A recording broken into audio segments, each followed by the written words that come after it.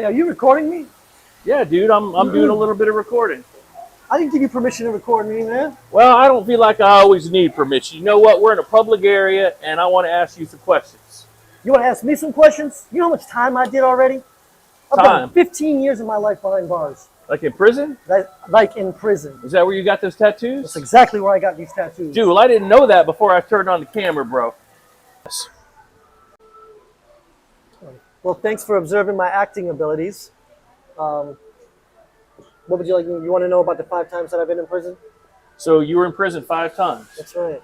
Was it all in Florida? Yeah, all of it. I'm from Detroit, so I left when I was 15. I came here. I never been in trouble there. Just here. What's the longest stretch you ever did in prison? 5 years. 5 years. It was off my first. I was 19 years old. I signed up for the Marines, and I was hanging out with my brother's friend, and he was gonna run inside the store, Dillard's. Are you still recording me? I'm recording you again. We're still doing this? You're asking all these questions? This isn't over yet? Not over yet, dude. Do you know what these mean? You know I what that noticed. is? What's that mean? That's the Grim Reaper. You got. I'm interviewing a dude with Grim Reaper on his arm. Oh yeah, yeah. It's a symbol of death and dishonor. I guess I better be careful. You better careful how many questions you ask and what kind you ask. All right, so your second time I'm in just prison. kidding. I'll take this minute out. Maybe you don't to teach you how to beat a DUI. You're going to tell us how to beat a DUI? Oh yeah, I'm gonna tell you how to beat a DUI. Now, this is for someone that's actually driving while drunk? Yes.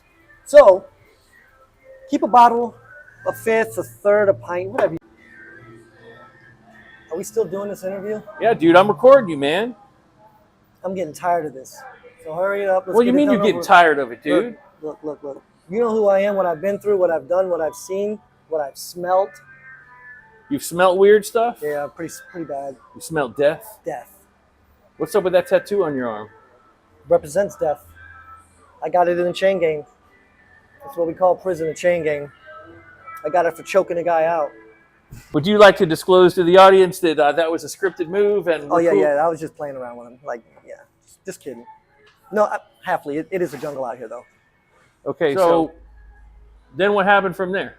We got off the bus and I hit him in the mouth.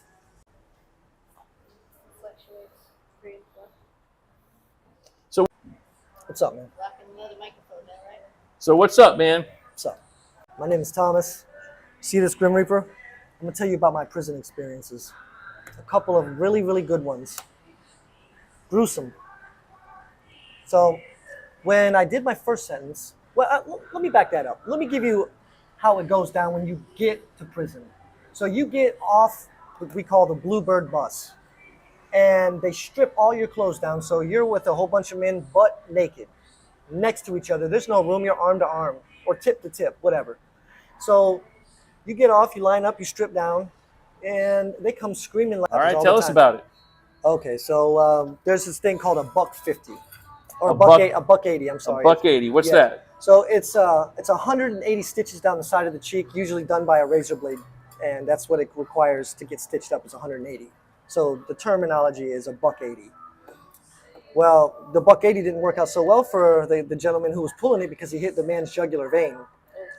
And I turned around and he gushed everywhere. We were in the chow line when this happened. It was a gang thing. So the guy walked up to him, sliced him with a razor blade, and hit him with the jugular. And I think I'm going to take a few minutes out and tell you guys how we actually get the drugs in. It's called suitcasing. How you get the drugs in where? Prison. Okay, so this is how we get drugs in prison. This is how we get drugs into prison. What kind of drugs are we talking about? Whatever ones you want. Whatever ones. It's called suitcasing? Yes. Tell us what suitcasing. See this tattoo? Let me tell you about how we get dope into prison. You're going to tell us how you get dope and drugs into prison? That's right.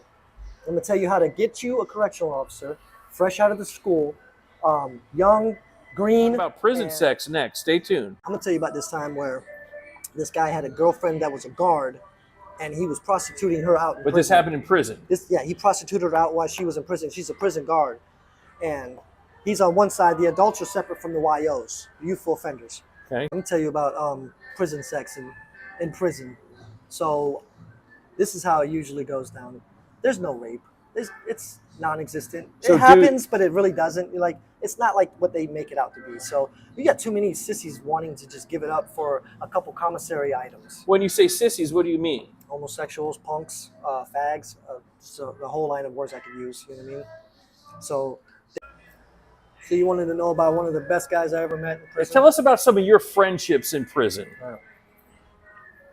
Usually I just kind of stayed to myself, man. But there were a few guys in there that were pretty cool. You know what I mean? Like, you just get vibing with them and know who's who and what's what. What's your best friend's name in prison? Okay, his name was Rick Henry. Rick Henry.